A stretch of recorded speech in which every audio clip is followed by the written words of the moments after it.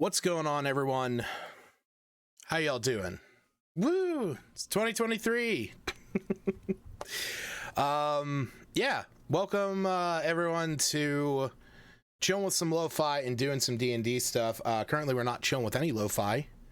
So if you have to turn it on. There we go. There's some lo-fi in the background. There we go. So, I was looking forward to jumping in and doing a stream today for a few reasons. One, ringing in the new year. It's good that we all made it through.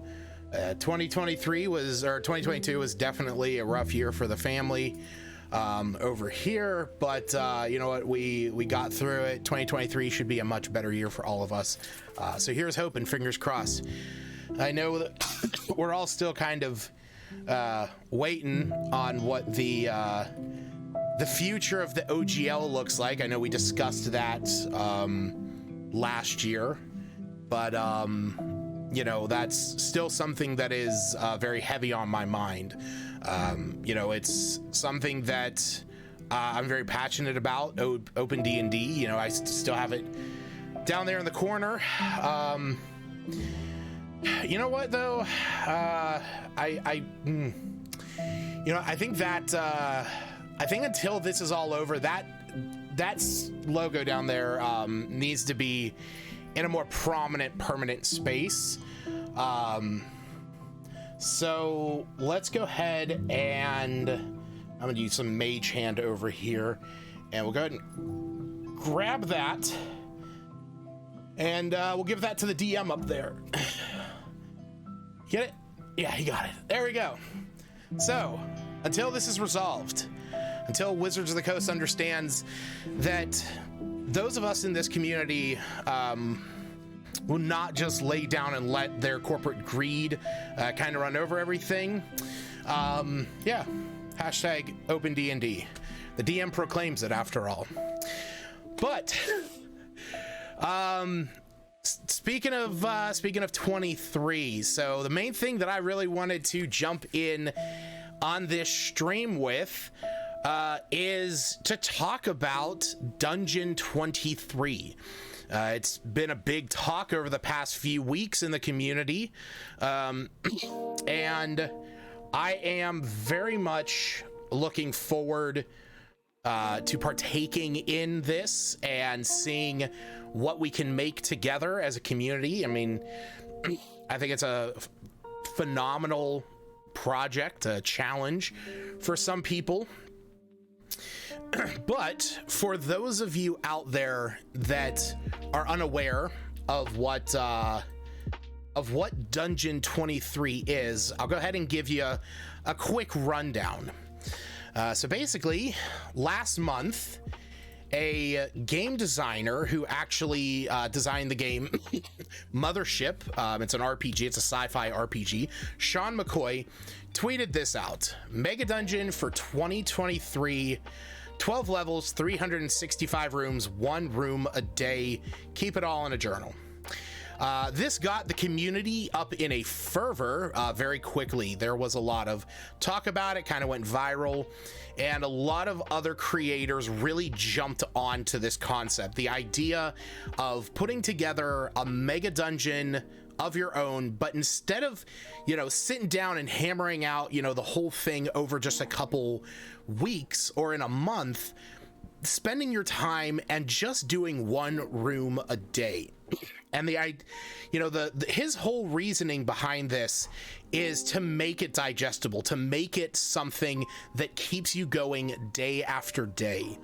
I will openly admit I'm not the greatest at designing dungeons. I don't consider myself great at designing my own encounters and puzzles and stuff like that. So at first I was kind of hesitant on if I was going to be doing this. Honestly, I kind of figured for the most part that I would just be, out there following the Discords, Twitters, YouTube accounts of the people that were doing it, and seeing the stuff that they made. But the more and more I sat on it, the more I realized this is the opportunity for me to get better at this, you know, as a challenge to myself to be better at making dungeons, be better at making encounters, you know, populating, you know, these mega dungeons, something that I personally have never really jumped into. I mean, those of you that watch my streams kind of know the general feel of my D&D campaigns. A lot of it is more narrative, a lot of it is more story plots, you know, social encounters, and you know, module bits and pieces. But I've never really ran like a mega dungeon or even just like bigger dungeons. Some of the bigger ones that I have run that have gone on for longer sessions, I did enjoy. But I really want something to sink my teeth into, and that's why I decided to do this. Now, I didn't know where I was going to start. Sean McCoy had a site that he put up in order to, or sorry, Sean McCoy posted on here that, you know, the idea behind it and, you know, why you were going to do it. And he kind of outlined some of the things that he was going to do. He has these notebooks that are out there and available, that are like you know, kind of designed for what he's doing.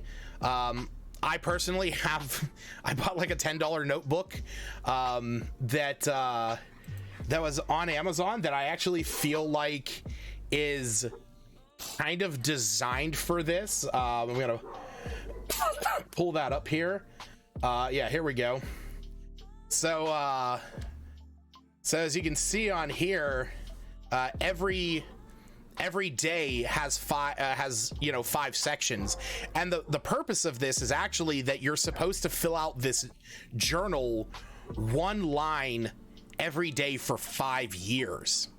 And so it's like, this is supposed to be, you know, 2023, and this would be 2024, and then this way you can see what you're doing every single day over the last 5 years and kind of compare it. And I realized this would be a great opportunity for me to like fill this out, you know, even if I do just 1 line, or if I do some longer descriptions.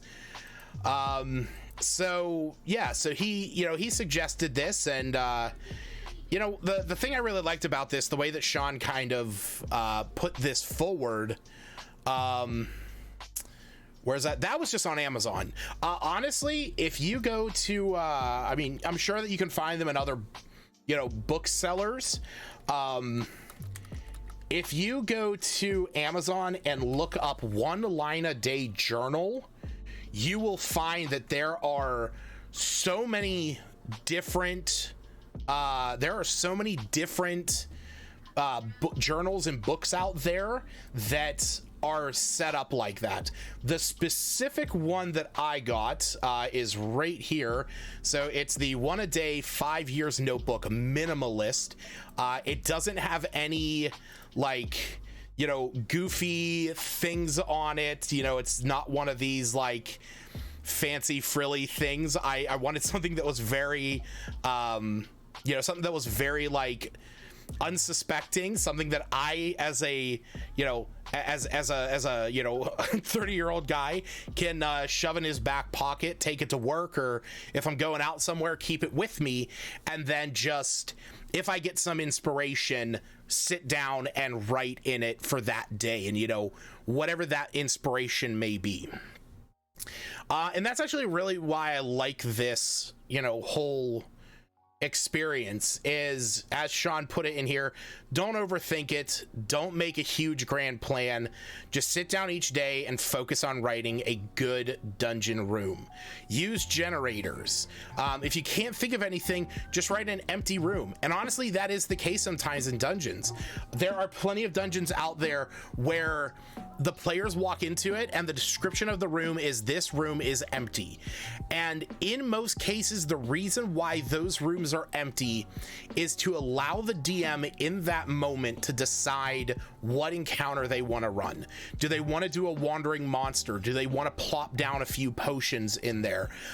Do they want to have an NPC in there or some kind of story plot point?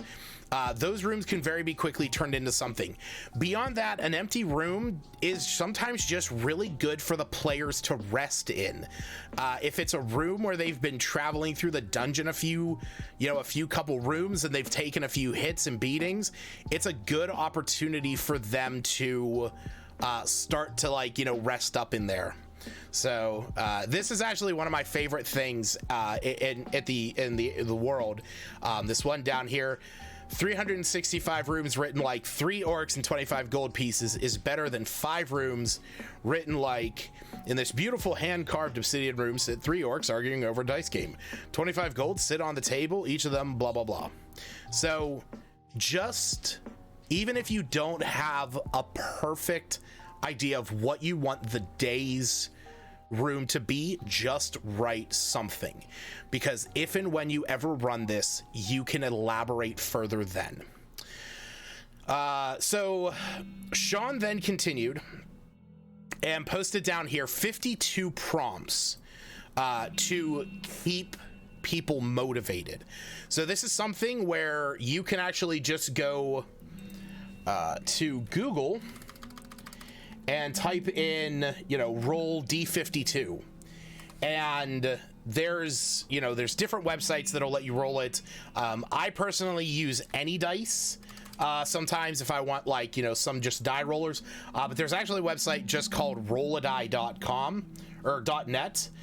So if you need to, if you are looking to just roll a die, you can go to rolladie.net. You just type in whatever the particular whatever the particular number you want, and then populate. And that's what I did. I didn't know where to start. I did not know how I was gonna get going with this, and so because of that, I rolled and I got a 45. So as you can see right there, that is stars. But I'll get into mine here in a minute. I kind of want to go over a little bit more of Dungeon 23 in a whole. So here on this site, seanmccoy.substack.com, you can find his general quote, but there is a website, dungeon23.card.co, which has his entire first list. But the main thing I want to point out is this button right here, awesome list of resources. So if we click that, that is going to take us over here to Duvelman's Vault. Now, Duvelman is a gentleman by the name of Andrew Duval, who kind of took Dungeon 23 and is really ramping it up. His resources that he is offering are phenomenal. As you can see here on the left, he has all kinds of stuff from assets and templates to actually working on your dungeons. A lot of these are actually different creators in the community who have made printable journals that you can staple together and use day after day. I gotta change that music. That's much better. So in addition, he's also offering stuff if you want map generators, if you want to make your own maps. Same thing in here, keeping an eye on the on other people that are doing this, ways of figuring out what monsters should be in a dungeon in general, different products that are available around this that can help, and then plenty of resources that are available here. So I put that link there in the chat. I'm going to include it in the description on my subsequent YouTube video whenever I post this. So keep an eye on this. This is great if you need it. Variant schedules. One of the things that I really liked in here is that instead of actually doing where one room every day, you actually do a room and then some kind of item, and then another room and then somebody that's in it, or in one of the rooms, doing another room and then some faction and rumor. So in the end, it ends up being about 150 rooms, but you get 50 NPCs, 50 rumors, and 50 items. And then you could kind of play into that. It is a... yes, the resources, as far as I'm aware, are all free. There's nothing so far that I've seen in this that you ever would have to buy. So, you know, a lot of this information in here is really good. I am very much enjoying, you know, what Andrew put out, so definitely check that out. This is the logo that he made, which I do intend on using myself. So yeah, down there now in the corner, whenever we're talking about this, you know, that's going to be down there. I just made it my own, you know, made it red, as is my color. But some other resources that are available is over here on the itch.io or itch.io site. You might be familiar with this if you are out there looking for, like, you know, freelance and like super indie game developers. This is actually where a lot of people you know, have games on here, but this game jam is actually a way that you can submit, you know, your own creations and stuff. Plus they also have a ton of the same resources as well. So this is also put up by Andrew Duval, so it is a lot of the same resources, but I am going to include that here in the chat. Yeah, it's the 23 is like the shadows. I love it. So again, a lot of resources in here. One of the things that I really liked, they actually are doing asset packs. There's going to be stickers coming out, which 100% I am going to be buying this sticker. I believe that this sticker was made by someone else. I thought I had their name pulled up at some other point. Lone Archivist, I think that might be who it was. But yeah, that's who the logo is by. So they also have one that is, if you are doing a more sci-fi version, it's instead of Dungeon 23, I think it's called Facility 23. Yeah, down here, Facility 23, which has a different kind of let me see if I can pull that up. No, I don't think I pulled that. You know what? Give me 1 second. I'll just download this. This will only take me a quick second, and then we'll be able to see the Facility 23 background.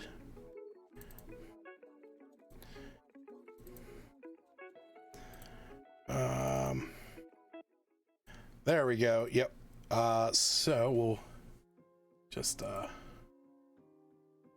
pop this up on screen real quick. If I can. Actually, don't know if I can do that. I do have a way of doing it. We're gonna do this, that. Maybe.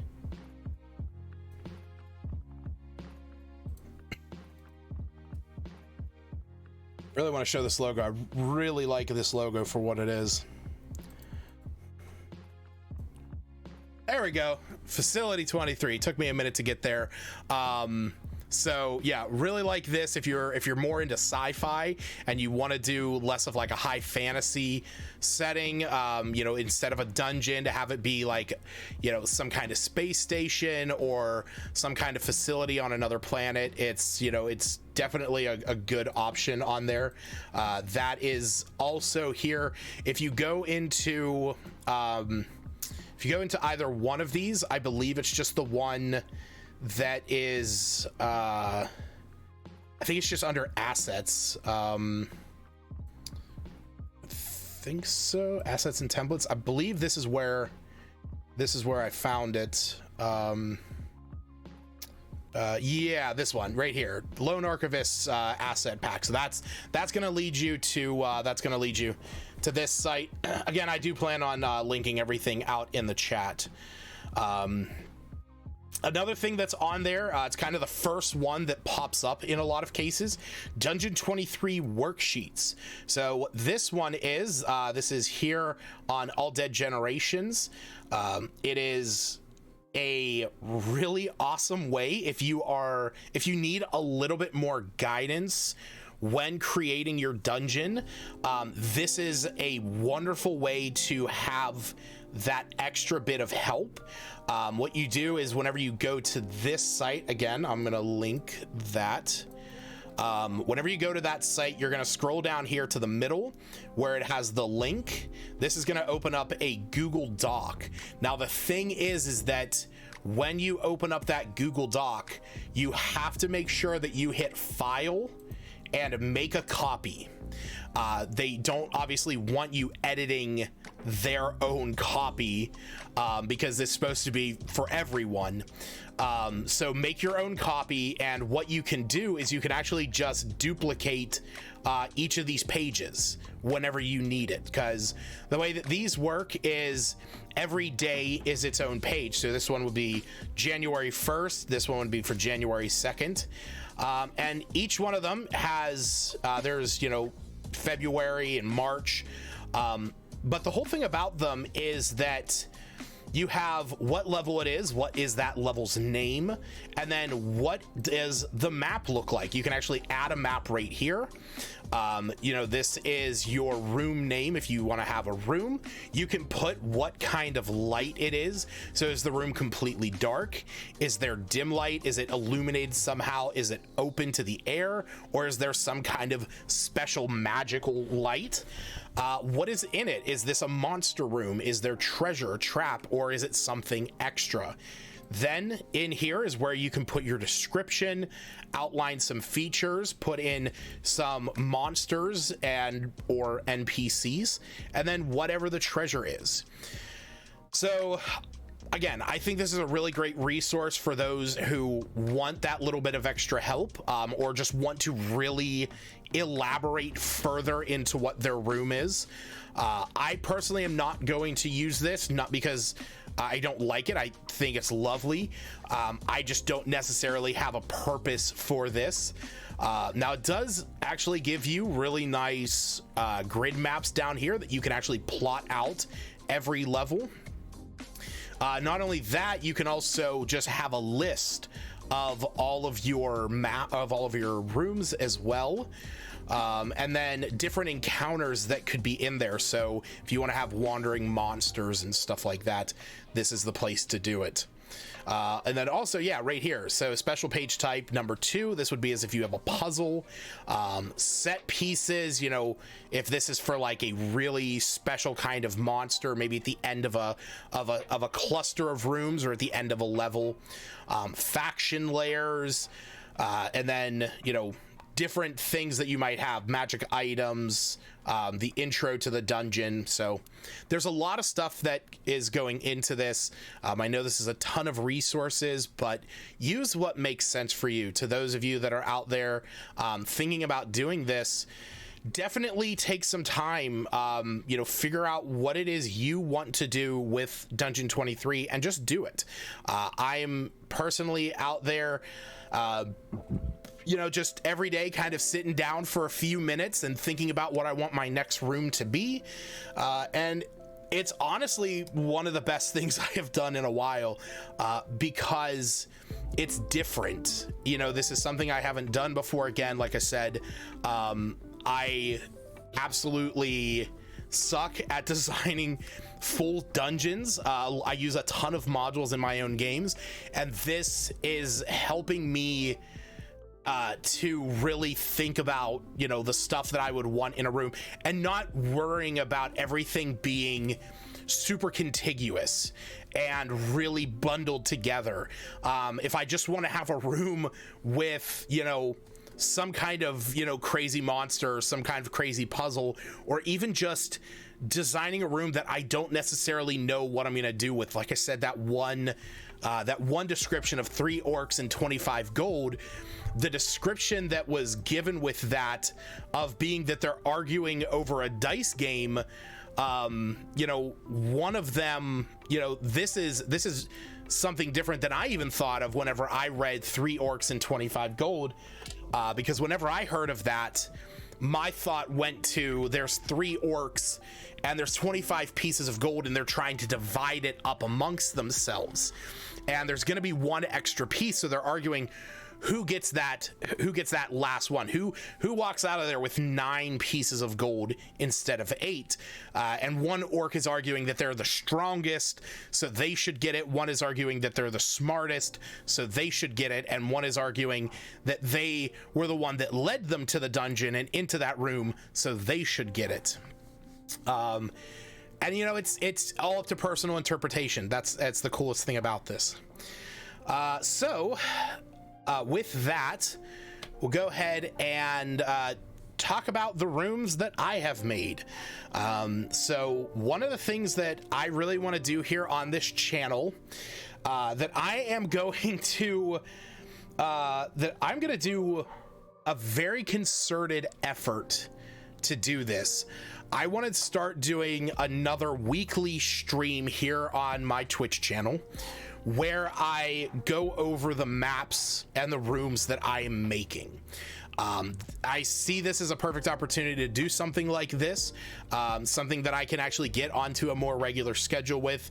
I have yet to figure out the day. I was planning on doing it on Wednesday nights, but unfortunately that had to shift a little bit. I may switch that to Monday nights again. Well, I have to see how my work schedule is affected after the new year, but I'm kind of hoping for it to be Monday, because that would just be a really nice way to kind of round off the end of the week, considering you know, each cluster of rooms is going to be, you know, 7 long, so it would be, you know, working 1 cluster and then, you know, doing a video on them, and that's kind of my plan for right now. But again, that'll come down the line. If you do want to keep track of that stuff, or if you want to at all keep track of, you know, what I'm doing, see the rooms that I'm doing, you could actually check that out over on my Discord channel. It is Kelf's Corner over there, you know, just like the name implies here. So if you look down at the bottom of my my Twitch channel here, there is a link. It's a big old button that says Discord, but I'm going to include the link here in the chat. So if you are looking to join the community, you want to keep up on the Dungeon 23, I'm going to be posting all my dailies in there. There's also a channel in there for the community to submit their own. I know Stacy and Steve have been in there posting theirs, and I encourage everyone who wants to do this to jump in, or go to any other Discord that you're a part of. There are so many. I'm a part of a few D&D Discords that I am sharing my rooms with, that are doing, you know, special Dungeon 23 rooms, and it's really interesting to see what other people are working on. So very much make this a community effort. This is something that the community is really jumping into and grasping onto, and I want to see this come out at the end of the year with just all of these mega dungeons that we have so much resource to pull from, and I'm very much looking forward to it. So how I plan on doing my hopefully weekly streams is going on there and Steve, yeah, you know what, and that's actually the thing, what Stacy just said there in the chat. You know, there's me, for example, each entry that I have done so far has been its own separate room, but Steve over there, for example, is using this as an opportunity to really like stretch his creative writing skills, and honestly I've just loved his descriptions that are in there. So, you know, do it how you want to. That's the beauty of this. You know, if you do 1 week as a room and like give credence to what is going on in there, at the end of the year you have a 52 room dungeon with expert level detail and craft in it, and that's nothing to scoff at. That's beautiful.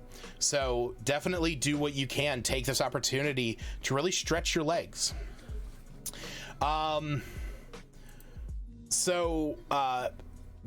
Yeah, they are. They're very different. They're very different from either of ours, and I love it. You know, I love the concept of doing it that way. So, like I said, I personally was, whenever I was trying to figure out how I was going to do this, I was kind of sitting there with the idea of doing, you know, wanting to do a room. Actually, originally I had first decided that I was going to take this list and I was going to have every floor, every month, be its own theme. I realized very quickly that I don't know if I could sustain something like that. So while I might not use this exact list, I am going to do more clusters that are themed that way. So my first cluster, which is going to just be the week to week, you know, that's the way that I'm kind of envisioning these in my head, where we have, you know, a singular room, you have a cluster of 7 rooms, and then you have one floor, which would be about 4 clusters, and then you're going to have, you know, 12 floors making up the mega dungeon. Again, I'm kind of pulling a little bit, you know, I'm still trying to figure out my method. You know, it's only 4 days into the year. We have plenty of time to adjust things as we go along. But I'll put up here on the screen what mine is so far. So to preface this, as always, I did give my dungeon its own name based off of some wordplay that I thought was funny. So for the first time, I'll pull up my sheet here. We have Endyr's Mega Dungeon. If you can't sound that one out, yeah, that's on you. But so yeah, Endyr's Mega Dungeon is what I'm working on. So as you can, shut up, Justin. It's better than Adley Off Day, isn't it? Or Azazel. Yeah, so Endyr's Mega Dungeon is what I'm going to be working on. Can I ban you from your own stream? I don't think you can. I don't think that's a thing. My cam is off center area. That's a little better. Oh man, that's still off. There we go. So this is my current dungeon. This is what we're gonna be, working on. So, as you can see, room 1 here, a set of stairs leading upwards into a small room containing 4 stone benches and 2 statues. One of a bow-wielding hunter and the other of a wolf flanking the door. Now, I did post these already to my Discord, to a couple other Discords. I've actually gone in and changed this one thing. Originally, room 1-1 and 1-2 were of a hunter and a bear. I actually changed that to a wolf for a very specific reason, and that is because, as you can tell, each level or each room in this cluster is based on stars. So they have a permanent illusion magic on the ceiling, giving the look of an open night sky dotted with stars. Now, in each of these rooms, the stars are actually a constellation of the real world. So for example, in this first one, it is just the night sky. But in the second room, you have the hunter and the wolf. Like it says, a large room filled with magical plants and foliage. A hunter and a wolf hide within the dense green, waiting to ambush unsuspecting prey. The plants in the room smell of wondrous scents that can cause paralysis if touched or inhaled for long periods. So obviously, this is based off of the constellation Orion the Hunter and Canis Major, the Great Dog. And Orion, originally I had it as Ursa Major. I had it as a bear, only to find out that Orion the Hunter is not in the same star constellation as Ursa Major, but is in the same constellation group as Canis Major, and that they actually were kind of associated with each other in mythology. So in this room, there's all these plants, you know, the kind of walls are, you know, draped with like vines and tree branches and all this thick grass, and there's all these beautiful flowers that are dotting around the room. And if the players spend an amount of time in there, I actually have a note on this over here, where touching a flower or inhaling it for more than 5 minutes, like being in the room for more than 5 minutes, will impose some wisdom saves, and if you fail them, you are paralyzed. And if, like, once you're in there, you have to deal with the hunter and the wolf as well, so there's a lot of threat in there, and it kind of makes that room a place to like avoid for longer periods of time. Room 3, a hexagonal room with niches on 3 walls. A statue of an old man carrying a water pitcher stands in the center of the room. Within each niche sits a jug of various sizes, with a number on each one. The largest with an 8, one with a 5, and the smallest with a 3. And on the wall behind each jug is a number. There's a 0 behind the 3 and a 4 behind both 5 and 8. When the players enter the room, the water begins flowing from the old man's pitcher, filling the room over a number of rounds. When this happens, the pitcher with number 8 fills to the top. And the goal is to fill each jug with an amount of water corresponding to the number on the wall behind it.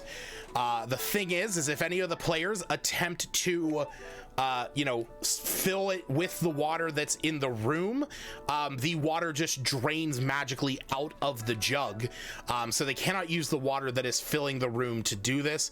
This is a puzzle that does have a specific order of how you need to move these, so I have a note with the answer key, and then additionally also some of the how many rounds it is going to be being accurate with astronomy.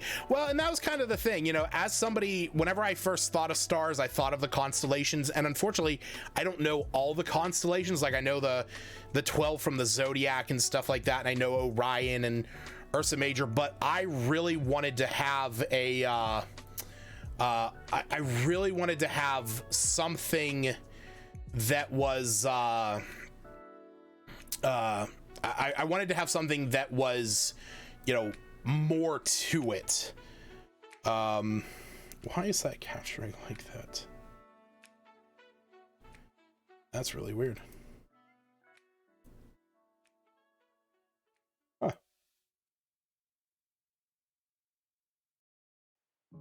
There we go. That was weird that was capturing it like that. Does make it, yeah. So, and that's the thing, it is less random. Now the thing that I will say is that each of these descriptions is definitely is far more elaborated than my original idea. My original ideas with these is just going through a list of constellations and just putting in, like, for number 3, it was Aquarius, period, decanter of endless water, period, fills the room, period, players need to stop the water.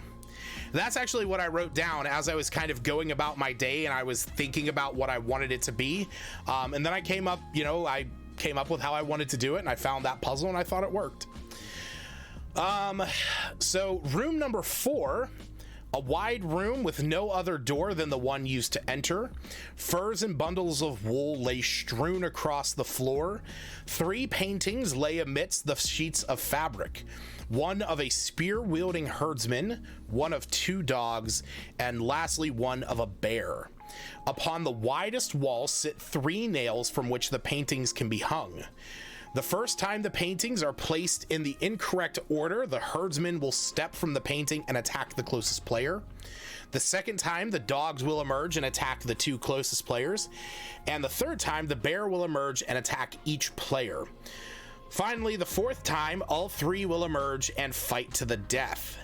Upon placing the paintings in the correct order, the three will merge. The three paintings join together as one to create a fully contiguous image of this, of this scene of a herdsman and his dogs, chasing away a bear. At which point the images will animate, running off into the world of the painting, and once they are gone, the edges of the frame will embed into the wall and form a door. So that is what I have so far. Now, the main thing that I want this stream to be, and the whole reason why I really want to do this, is while I am challenging myself to make rooms and dungeons and something like that, I am also wanting to challenge myself to make maps. One thing that I don't believe that I'm that good at is making my own maps. Now, I have taken other people's maps in the past and made them my own and, added them, put them into Dungeon Draft and copy and, or traced over them. But I really want to actually take some time to make my own maps for once. And so that is actually what I plan on doing on these streams. So one of the resources that was shown, I gotta move this guy over. There we go. There we are.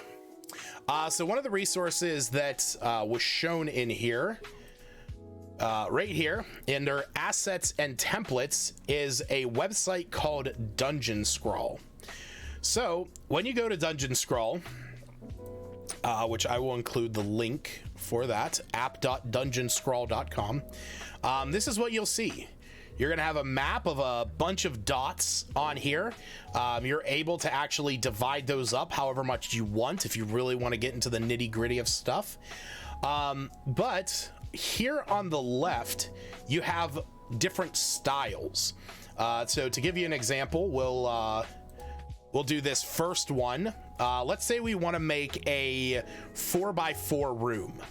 So down here at the bottom, we'll select the rectangle tool, and we're just going to drag this out. You know what? Let's make it 5x5, and there we go. So there is our first room.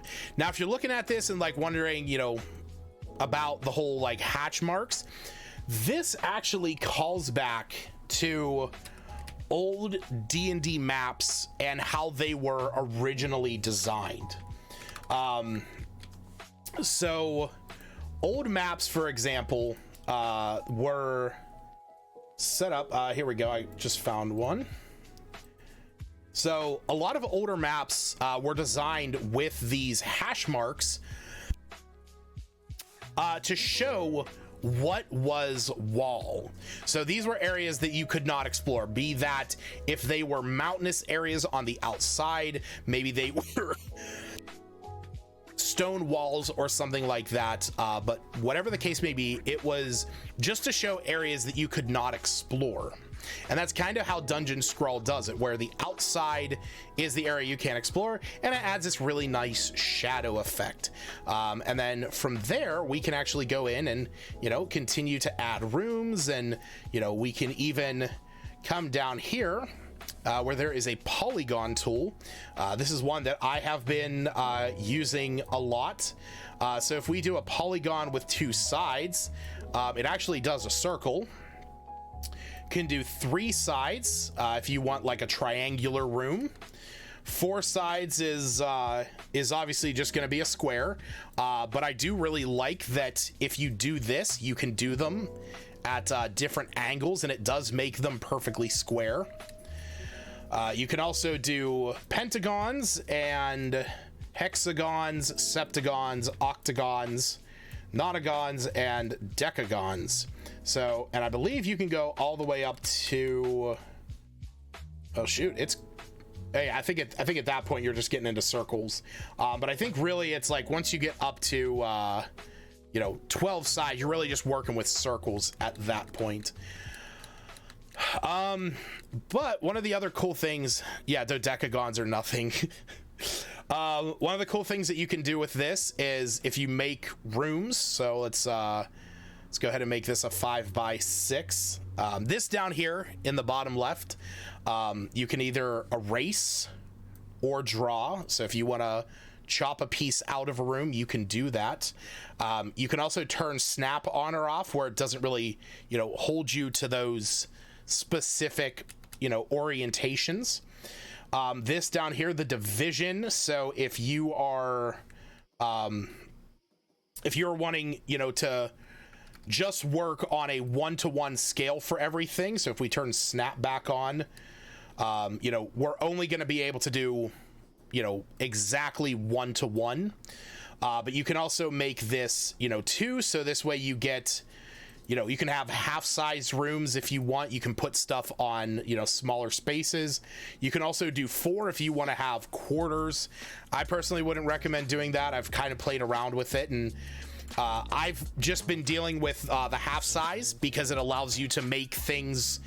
If you want to have a room that's 5x5, it allows you to really work between spaces.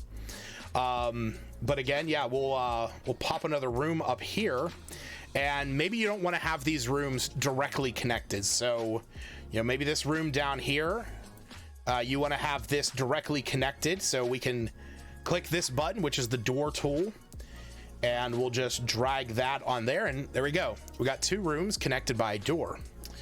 But there is also a path tool that you can use, and we'll scale this down. So I think it's 20, or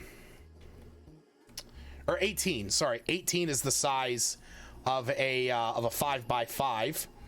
So we can do something like that. And once we have that, well, now we just have a nice little small corridor, and we'll need something. We'll need a wall. So we'll put a wall there, and then this way we can put a door. Actually, I might have just, yeah, okay, that's what I thought. You can actually just put, the doors on there. You can have walls if you want to really make each one a solid state. But yeah, so I kind of fell in love with Dungeon Scrawl whenever I was looking into Dungeon 23, and have really enjoyed playing with it. One of the cool things is that you get access to a whole slew of icons here on the left, and they're all very basic. There's nothing super crazy. There's nothing super, descriptive.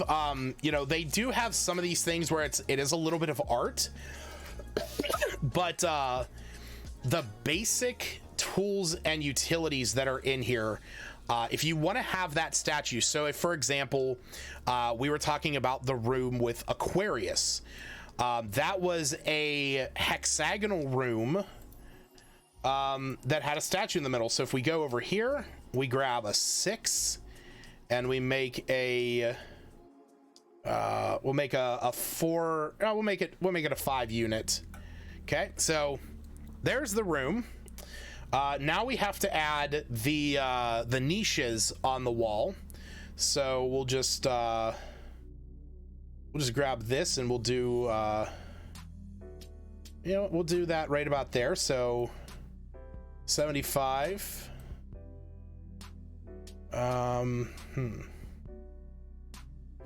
Let's do no, let's do it down here. I mean, not there we go. Can I get that? There we go. Perfect. And then this one, same thing. So bada boom, we'll drop a statue in the center. That'll be the Aquarius statue that the players have to stop flowing. And over here, like I said, there's a jug with the number 8. There is a jug with the number 5, and a jug with the number 3. So there we go. There's the Aquarius room.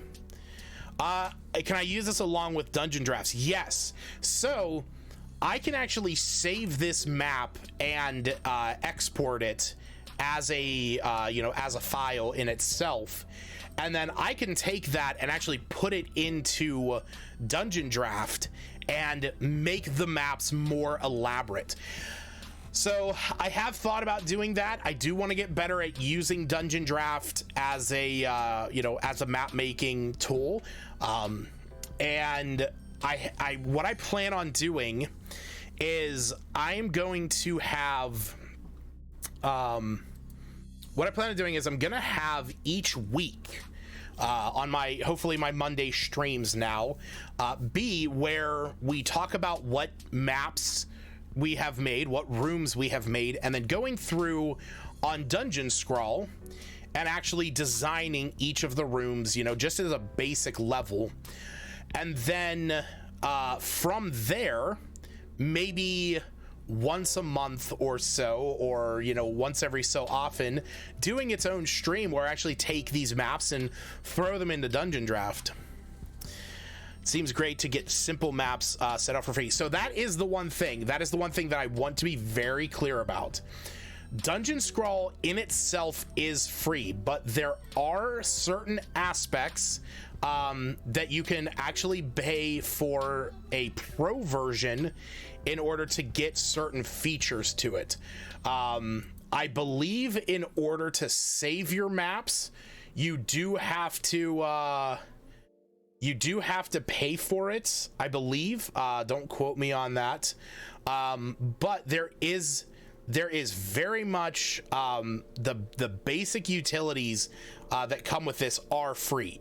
So I personally have paid for a subscription to this. It's a couple bucks a month because I want the ability to to save a map and keep going back to it, which is what I want to do tonight. So that's why we're jumping into this. So that is gonna move me over to actually making Cal Endyr's mega dungeon, at least the first floor. Oh, the other thing that I really like about this, and actually the reason why I picked Dungeon Scrawl to do this with, so when you start, whenever you open up Dungeon Scrawl, it's just a blank map, and you can zoom out really far and you can zoom in really close, and I mean it's kind of hard to see on here, so if we do this, you can kind of see the dots a little bit better. Maybe these ones are, but you can see the little dots on there, and as you zoom out they get further and further, and that is because let's just put a small room in here. When you zoom out, this is a huge plane that is one continuous piece. That is why I wanted to use this, because one of the big problems that I have with making my own maps and dungeons is I don't know exactly where to start. But because I can start wherever on here and just keep going, it allows me that freedom to just play around with it.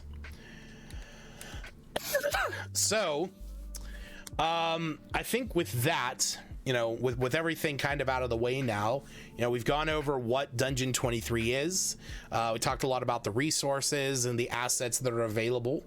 I've explained what my first 4 rooms are. So there we go. We got the stars rooms. So now I want to actually dig in and start making my own maps. So I think I can move. Can I move that down? No, I guess not.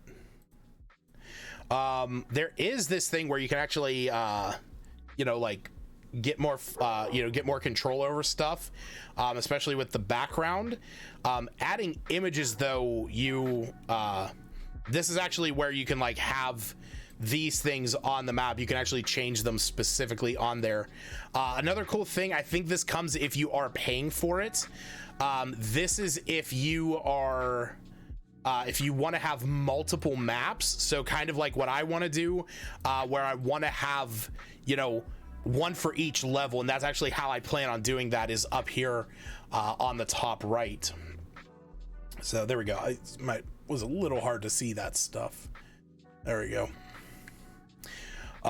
So go ahead and get jumping into this. So for the first room, like I said, we have a set of stairs leading upwards into a small room containing 4 stone benches and 2 statues.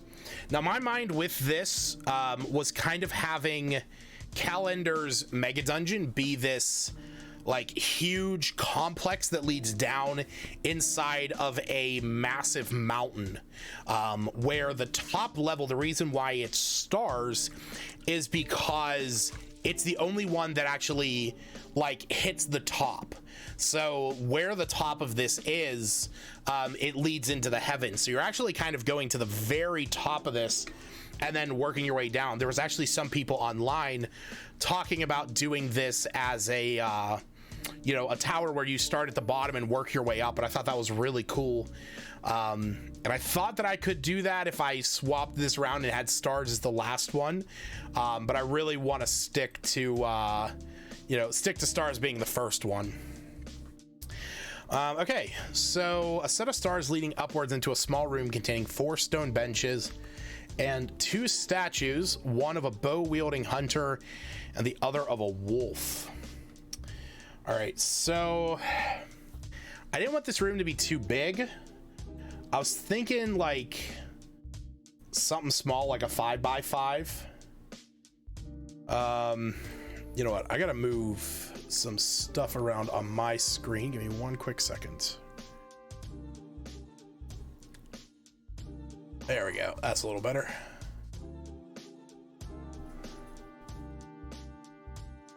Cool.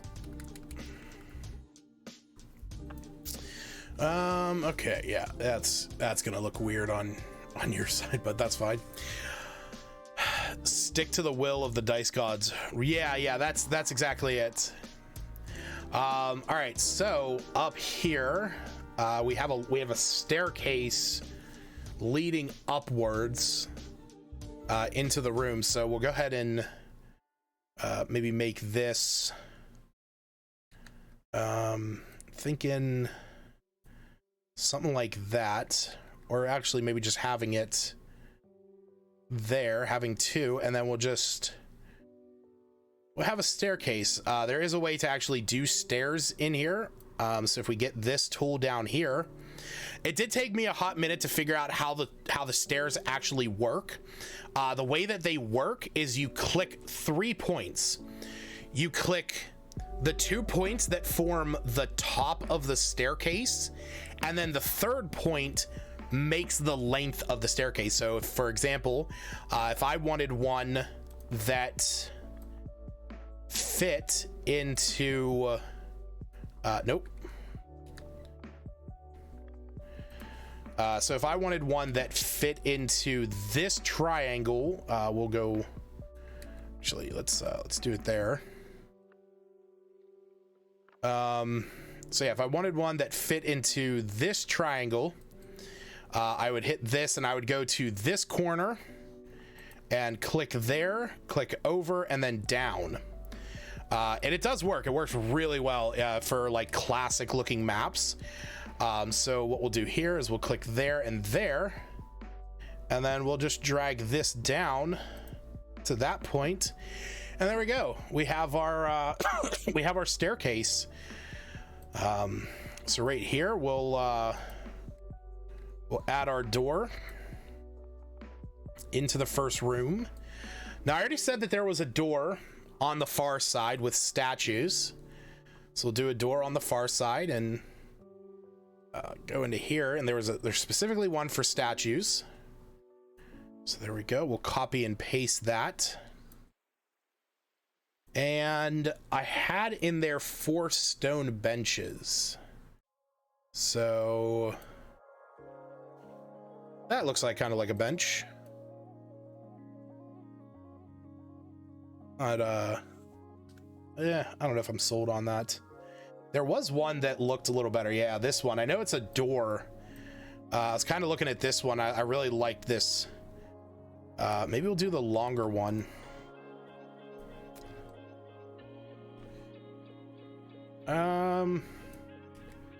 Nah. Is that one? That one's not really any better. You know, this is fine. I like this. So we'll put 4 of them in here. Just kind of have them flanking it. And honestly, this room was in itself just very much that first room where I was like, I don't know. My thought was kind of like that 3 orcs and 25 gold. I was like 2 statues and 4 benches. And why are the benches there? Well, who knows? Maybe this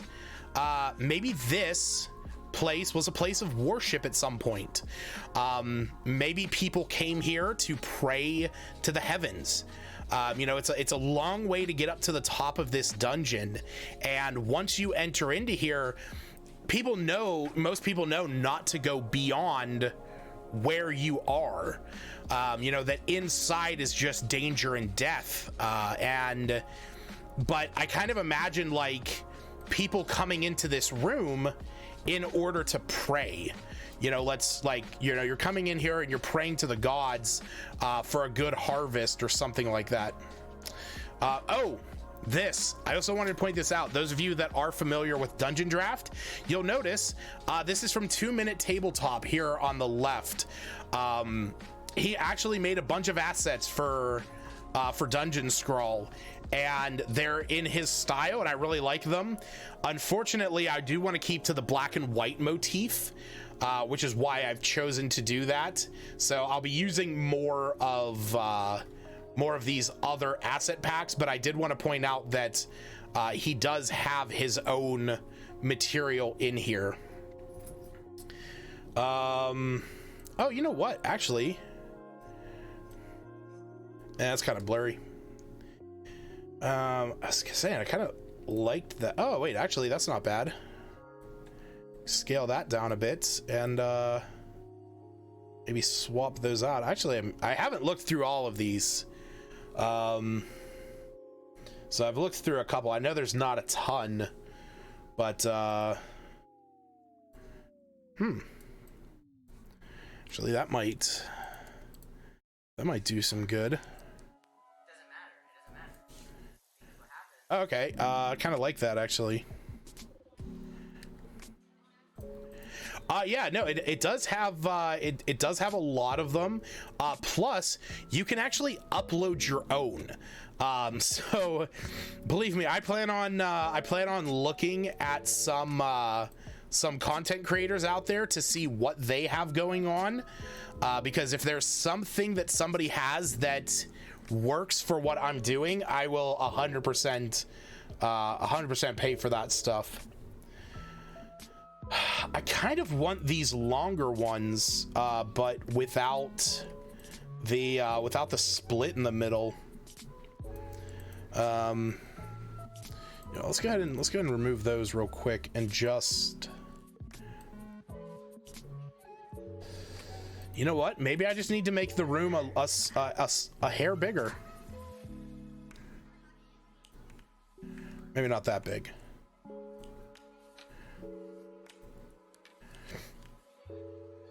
Yeah, there we go.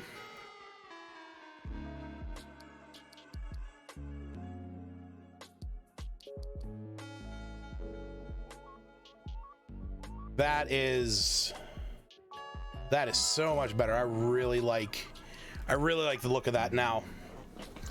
Okay, that's sick. Awesome. So, and actually I do want to point out the reason why I wanted this first spot to have 6 spaces. If you are running this for a group of players, this is your starting point. And you can just, as long as you have less than 6 or less players, which is generally the groups that I run, you can just pop that there. Oh, another cool thing, if you're not too crazy about the shadows, you can remove those if you just want flat looking images.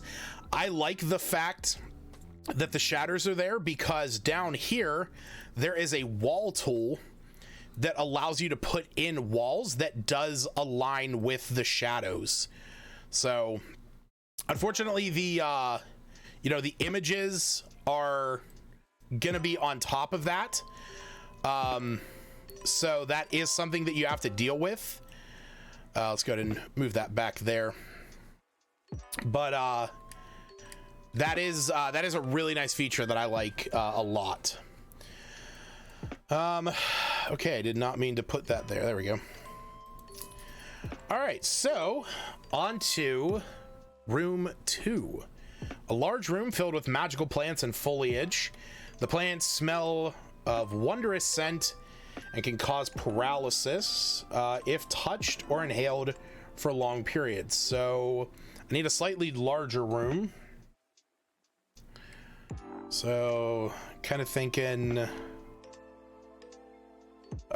maybe 13. Is that even? Yeah, that is even. So say 13 by 9. I think that's a fairly sizable second room. And then there's trees in here. I definitely saw trees. There we go. Yeah, bushes. So, oh, that's cool. I actually didn't realize that you could do that stuff. I just double right click, brought up or no, they just right click. Okay, you can bring to front. Wait, this has blend modes? What? No way. Hold on. Oh, shoot. Okay, that's cool. I actually didn't realize that they had different blending modes. That's awesome, actually. I did know that there was different opacities, so I did know that that was a thing. I gotta get rid of this second map. This is gonna annoy me. Okay, so sorry, got distracted. Yeah, trees. I need trees. So we'll have one kind of big central tree here in the middle. Maybe it like branches up 2 different ways. Have this tree be sitting in the corner, slightly smaller one, and throw another one down here, and then have maybe like a small rock in the corner.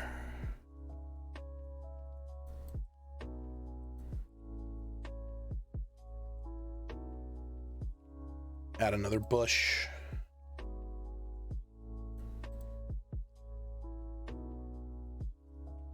This we're going to send to the back so that that can align over it. And I'll throw one more in. Have one sitting back here and maybe one over on this side. There we go. It's not too bad. Got a nice little tree in the middle. We can have those we can have Orion the Hunter, as this room was described. So this is the one where Orion and Canis Major would be located, the hunters. So they would probably be hiding. One of them might be hiding up in this tree. Maybe the hunter is hiding in one of the 3 trees.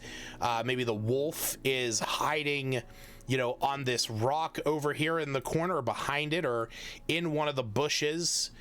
And then also, I can't really illustrate on here. There isn't really something like this in here, but you know, the room filled with all that vegetation and plants. It's actually one reason why I kind of want to do some of these on Dungeon Draft. And then I don't know. I actually don't know how many doors I plan on having leave this place. So why don't we just do one on every side? I think that's simple enough. Yeah. So this way I'll be able to branch out from, you know, what we have here and kind of go along however I feel I need to. Okay, so on to room 3. A hexagonal room with niches on the wall with jugs in them and a statue in the middle. So we can do that over here.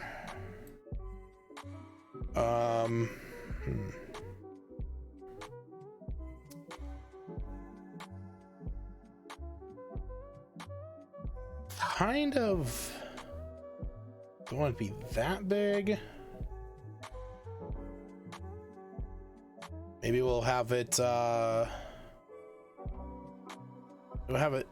and then we'll add a small little corridor connecting them.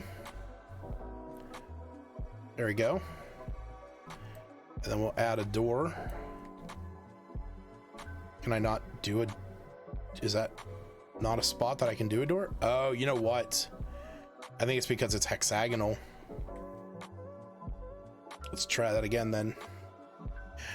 You know what? Actually, I think I just realized something that I should probably adjust. Let's get rid of a square. Let's move this door down. Move this, we'll move this, and this. And that. And then... no, that still puts it in the middle. Actually, I was better off having it the other way around. Yeah, because that puts it in the middle of those. Okay. Let's switch that back over to draw. Yeah, that would line up, and that would cover it. Okay.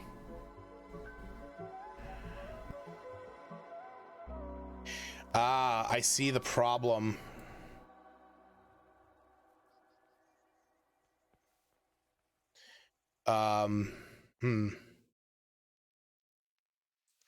Can I draw to edge?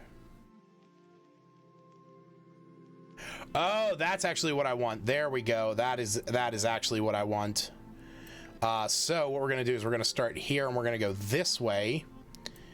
And then that, yes, that is what I want, because I want there to be a little hallway between here and there. So we're gonna make this there. Is that to 5? No, I need to go one more. There we go. And then we're gonna add a small little hallway. Then we're gonna add a door there to there. Perfect. Now we'll take this, and so that is from that point to 1.5. So that is from that point to 1.5. And I guess over here I could just do kind of the same thing. Hey, would you look at that? Shit's working out. Shit is working out for us. Okay, and I kind of already set this one up before in my head, you know, when I drafted it out before, but there we go. There's the 8, the 5, and the 3. And there is some statues in here. I know that there are. But I actually really just like the simplicity of having that star. Yeah, there we go. So there's the statue of oh, look at that. I can get a little dais. Oh, hell yeah. Send that to the back. Oh, that's perfect. Look at that. Actually, I just had a really cool idea. So if I copy and paste that, let's move that out of the way. Let's make that a little bit bigger. How big is that? Okay, that is it squared up. Okay, so let's make sure that's sent to the back, and then we're gonna grab that and put that on there. Yeah, okay. No, I kind of like this. I kind of like this look. Man, they're gonna have to run to get those jugs filled unless the room... Okay, so I do actually have some of this in my notes over here. But the thing is that each... so the players will only have... will only be able to interact with one jug at a time. So, for example, as it says on here, as the players enter the room, the pitcher begins to fill the room with water, and the jug with number 8 fills to the top. So that is where everything starts. And I'm basically going to give the players like a few, a few seconds to figure out what's going on, because what they're going to notice is, based off of a perception check, is that as the jug was magically filling up, there's a point when it gets to about halfway full that the 4 painted on the wall behind it glows gold, and the 0 that is behind the 3 is glowing gold, but the 4 behind the 5 is not. So that should give them the sense that, like, that's the state they should be in. But if they don't get that, then they can, they can just kind of like try and, experiment around with them. But the optimal amount of steps to complete this puzzle is actually 8. So if you know how to do this and you do every step perfectly, it takes you 8 moves to do this. So I figure every 10 seconds is a round. So there's 6 seconds per round. I figured maybe give the group 18 rounds to figure this out. Give them 3 minutes and have it be something where every round is them being allowed to move water, because you can never lift 2 jugs at one time. If you do, the jugs magically spill out. Basically, they just kind of leak. That also happens if you try and cheat and scoop up some of the water off the ground, is that the water just flows out from it. So you have to use the water that is presented. So, but I'm kind of loving this idea of having the statue of Aquarius kind of on a double layered dais, and having it be something where, like, this main floor is ground level. And yeah, no carrying more than 1 jug. Again, you can only ever move 1 jug to fill up another one, and then it has to go back. Like, that is the moves that have to be done. But I kind of love the idea of having it on double layered dais and having each dais be a number of feet. So maybe like the first dais is 3 feet off the ground and the second one is another 3 feet.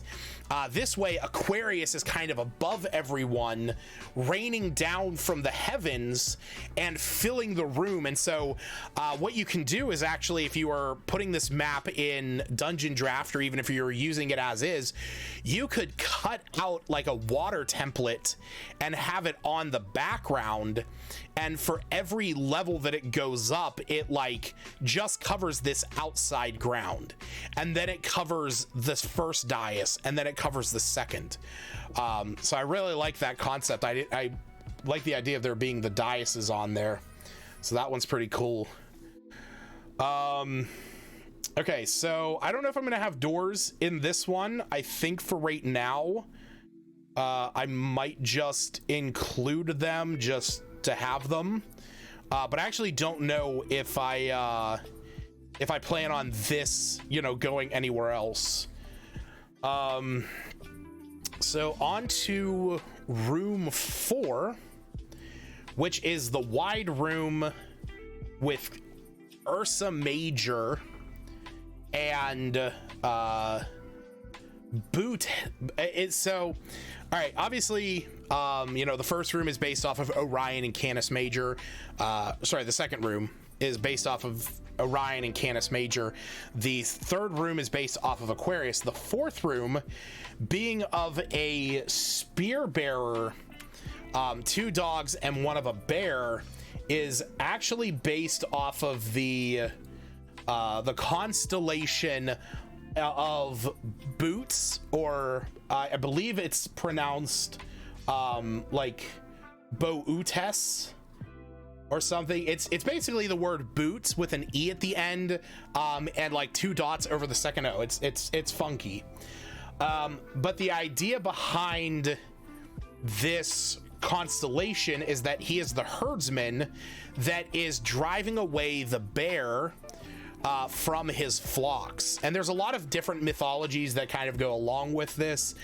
There are some that say that he is the ox driver, and that Ursa Major, the great bear, is actually the oxen, and that he is driving the oxen to plow the fields. I kind of went with more the huntsman aspect to it, and that is because of the other constellation that plays into this, which is that of, let me find it over on my other screen here.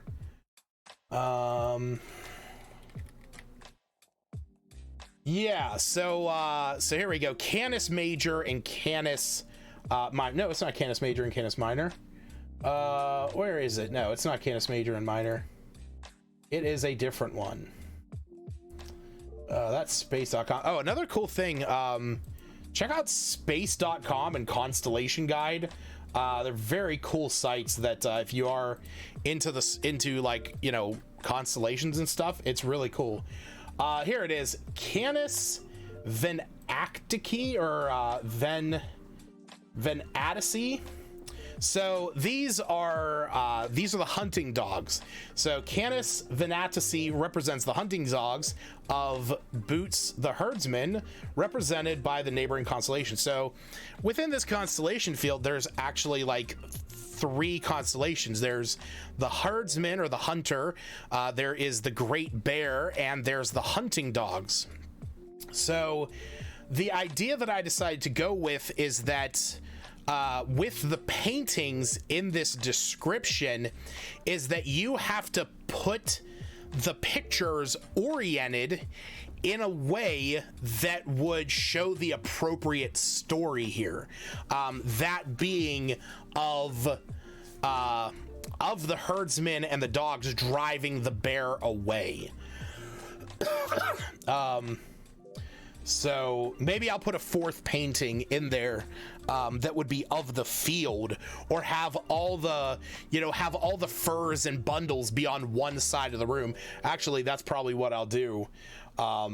Is I'll probably just have all the furs and bundles on the one side of the room versus on the other. You gotta love whenever a web page breaks like that. Yeah, no, you can just go ahead and yeah, reload that. There we go. Cool. So yeah, like I said, I'll probably orient it that way. So I want a wide room, and honestly, I could just do something right above the first room here. So maybe we'll do that. So we got 4 on that side, and that would carry over to 4 over there. There we go. So that's an okayly sized room. Get that split in there and grab a door, pop that on there. Okay, so in here we actually don't need much. This is actually more something that would that Dungeon Draft would be better suited for, but I think what I'm gonna do is we're just gonna put some of these rocks and stuff in here. I kind of like how these are could be representative of the furs and stuff. So, bolts of fabric and all that. Yeah, honestly, ever since I started doing this particular dungeon, I have been just kind of sitting here learning about constellations. As funny as that is. All right, maybe we'll do something from further down here if there's something good. Not really seeing anything crazy. Oh, look at that. Actually, there's plants all the way down here at the bottom. Shoot, yes. Let's get those in there. Yeah, let's add plants. Let's add these flowers. Oh, hell yeah. That's awesome. Oh, look at that. That's a sick plant. Yeah, we'll add these in here. We'll have these kind of dotting around. That's actually what that's everything I wanted with this one room. That's cool. Awesome. Yeah, we'll add some flowers and stuff, and we'll make sure that this is brought to the front. So the flowers are kind of underneath it, and we'll spot those around so that they kind of stick out from underneath there. So there we go. And then we'll add maybe one more cluster over here, and then we'll do this again. We'll bring this to the front. Ah, look at that. That's so cool. I love that. I love that. All right, so in here, do we have anything that can kind of look like linens and stuff? Not really. Oh wait, actually rugs. Those are perfect. Let's go ahead and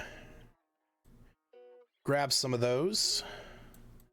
So we'll just pop a couple on there, and you know, like I said, we're gonna keep these on the left or on the right hand side, because I kind of want this to represent where the you know, where Boots is having to, you know, drive away the bear from, you know, because all of these linens and everything is supposed to represent his flock, his herd and stuff. That's what I want that to represent. Like, these are his sheep, these are his herd, and the bear was there, and now he's driving the bear away. So I kind of like this, at least as a basic representation. And then there's not actually a painting image, but that's not a big deal, because we can just kind of add those in as you know, as different numbered items if we really wanted to, or not even have to display them, because that's not necessarily, you know, the end of the world to not have those displayed on the map. Maybe whenever I move this over to Dungeon Draft and I start getting, you know, deeper into the detail of it, I probably will then. There's only one thing that I do kind of hope that I could get, yeah, something like that. Is I wanted to have those nails on the walls that represent where the paintings can be hung. So we'll do something like that. There we go. So there's the 3 paintings. You know what? Yeah. And then maybe instead of having it that once they're gone, the edges of the painting set in the wall to form a door, maybe we have it where it's on the left. I was gonna say by the end of this challenge, and you'll be the dungeon master. Yeah, dungeon expert. No, definitely not a dungeon expert. I mean, I will be the master of this particular dungeon. That is very true. So I kind of like that, you know, a place to hang each one, and then maybe have the door up here on the left, you know, have it, instead of having these, you know, I do kind of like the idea of, like, once you hang the paintings, like, where the edges of the 2 paintings come together, they just kind of like meld into a single contiguous image. I think that imagery is really cool. So I kind of want to keep that in mind. So yeah, and then I'll probably just do a door down here on this side. Do a door there. Actually, should I, you know what, let's do it this way. Add a door there, and then I'm gonna erase, we're gonna have this room be a little bit thinner. And we'll grab those and move them down. And then we'll kind of stack these up a little bit more over here into kind of like a bigger pile. There we go. That's pretty good. Yeah, that's fine. So that gets the idea across. All right, so there we go. That is so far our dungeon. So right now that's where we're sitting with Endyr's dungeon. I'm actually gonna put that down here. Oh, does this give me access to all fonts? No. Okay, it definitely does not. What is that? Gauldron Ing? I need that font size to be bigger.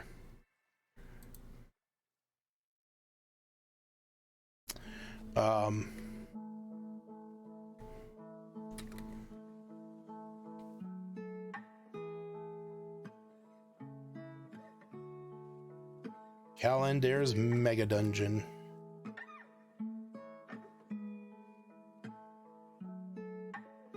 No, we need to make that. We need to make that big. We need that font to be so much bigger. Oh boy. Can I change that? Yes, I can. Thank goodness. Let's go to 50. And we're gonna shrink that down. Can I do? I can't. I can't. So, but I can probably do a little bit of spacing adjustment. Not really. Nope, don't want to get rid of that.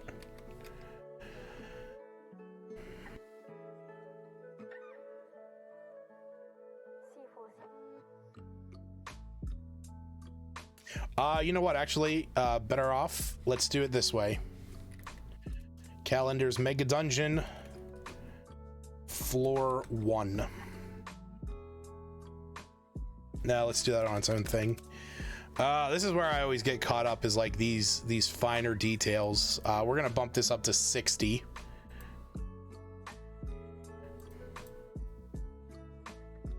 There we go.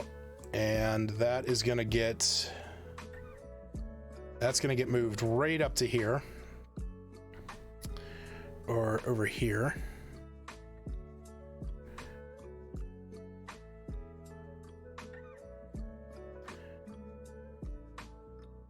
And over here, crank up that size, and this is going to be floor 1.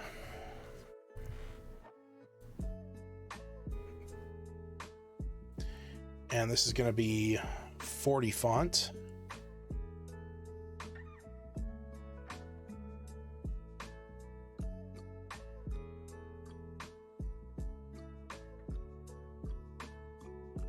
Yeah, that's good. Just realized stars is a start.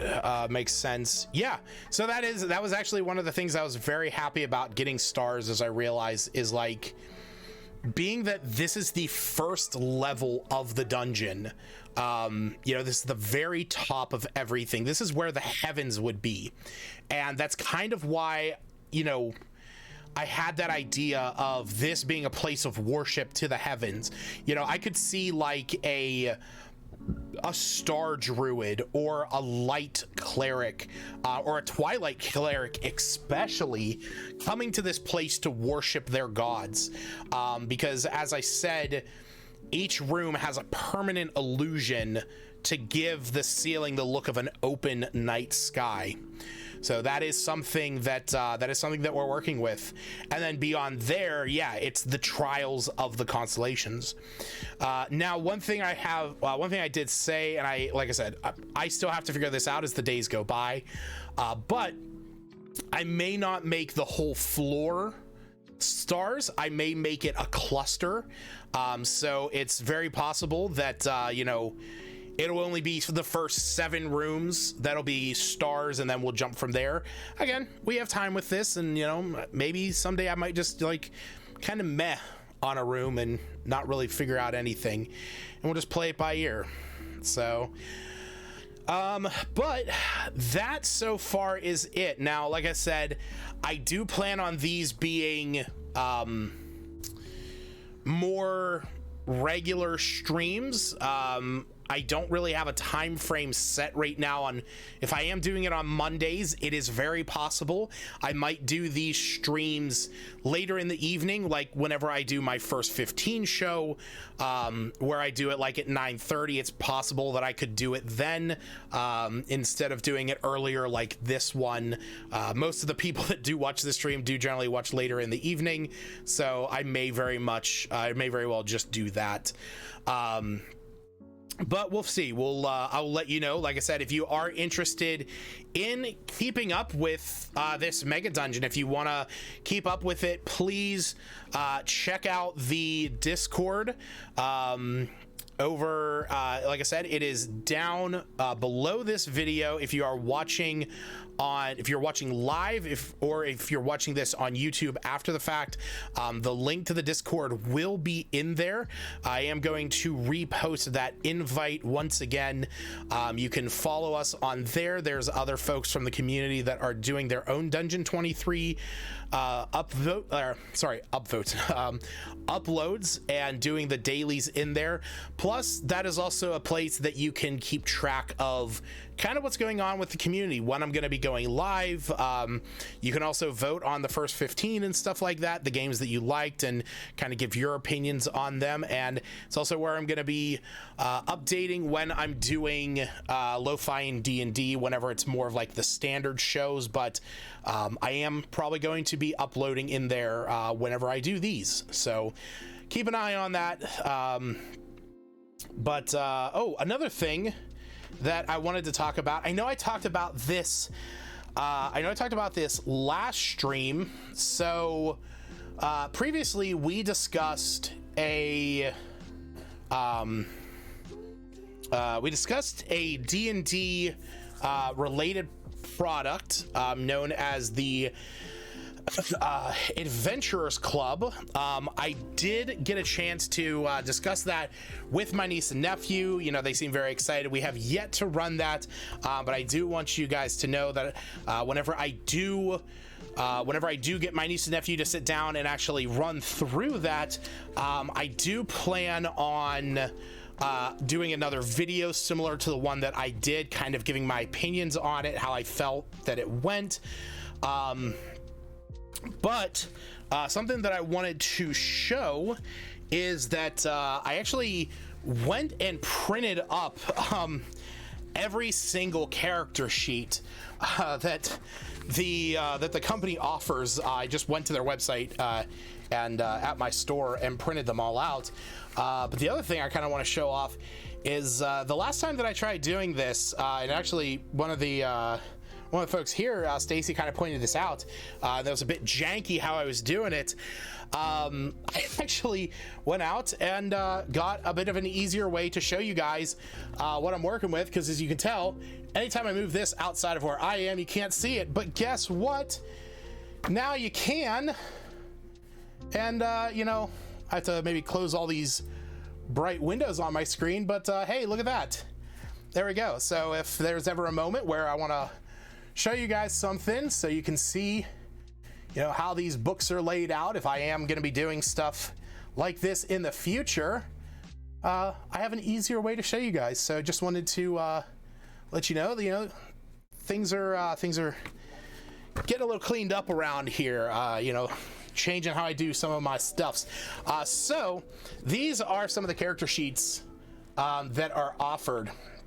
It's a little hard to see that because the lighting. There we go. That'll probably be a little better once I do that. Oh man, that's even worse. There we go. That's not too bad. So yeah, as you can see, each one of them has their own setups on them. You can see they have their names, their levels and everything. I love that these can be printed directly from their website. I just want to point out, these are free to have them printed out on their website. And you can get every single one of them. So we have Barry the Bard, we have Valerian the Bard. I also organized these by class, so it makes sense. There's 2 bards in a row. Lyra Lightbringer, a cleric, and Fiona Shadowstar, an Elven Starlight cleric. So again, I just kind of wanted to point that out because I didn't really get a good chance to show you guys the books last time, and I kind of wanted to do that. So, you know, like I said, whenever I was saying about how they're organized really well with these awesome margin columns that have the monster stat blocks in them already, there's really awesome looking maps in these. So this is the kind of stuff that I wanted to show you guys and didn't really have a good way of doing that, and now I do. So just wanted to let you guys know that. But beyond that, thank you guys for joining me tonight. I know this was kind of a shorter, you know, lo-fi and D&D stream. I know they're generally longer, but we didn't have a lot of maps to do. So this one and probably my next one, where I'm doing, you know, the 5th through the 7th, and you know, maybe that first Sunday of giving you guys a taste of what the next cluster is going to be. That one will be about the same, and then from there we're going to be doing 7 maps every week. That's kind of why I wanted to do it this way. So thank you for joining me tonight on this episode of Chilling with Some Lo-Fi and doing some D&D stuff. I might have to come up with another name, especially if we're doing Dungeon 23, you know, Lo-Fi and Dungeon 23, whatever we call it, because we're still going to be chilling with Lo-Fi. That's a given. So, and maybe it stays the same. Maybe I just need a new thumbnail for it specifically. But, you know, we'll get to that. Again, we're only 4 days into this project. We got all year. We got 361 days to go. We have plenty of time. So thank you those for joining me tonight. As always, it's much appreciated. Again, check out the Discord if you are interested in following the community, chatting with some folks that are like-minded, and just having a good time. Check me out on YouTube at Kelf1 over there. I generally upload all of my stuff over to there as full-length content. So if there is some stuff that you want to see again, and it's not on Twitch anymore, it'll be on my YouTubes as well. And with that, I think we're gonna head out for tonight. So you folks have a wonderful night. Thanks for joining me, and I'll see you next time.